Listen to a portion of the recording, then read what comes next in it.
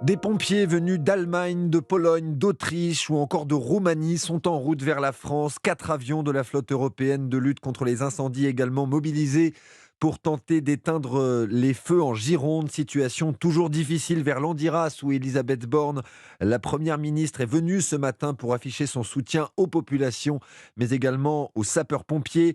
Ces feux puissants et voraces ont ravagé près de 7000 hectares en 3 jours autour de la petite commune de Belin-Bellier.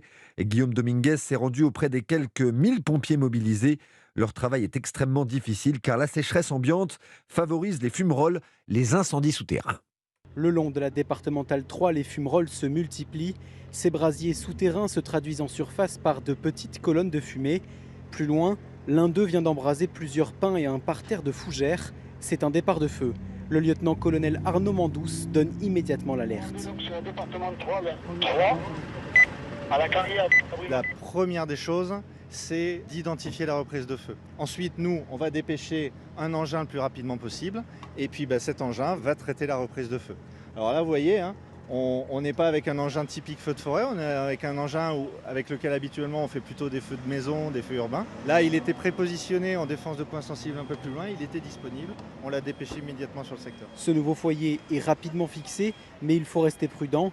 Les départs comme celui-là sont nombreux cet après-midi à cause de la tourbe qui brûle en sous-sol. Un combat compliqué pour les hommes du commandant Bruno de Tappe du SDIS de la Vienne. C'est très difficile à gérer parce que c'est en sous-sol, ça part en sous-sol, donc il faut noyer pour éviter que ça se propage dans la terre. Un chantier d'autant plus long que les pompiers ne peuvent pas compter sur les Canadair cet après-midi. Un phénomène météo bloque les fumées au sol et empêche les avions de cibler précisément les zones de feu. Belin-Bellier, Guillaume Dominguez, Europe 1. Et à ce jour, on compte au moins 56 500 hectares de forêt brûlés dans toute la France après cet été historiquement chaud et sec.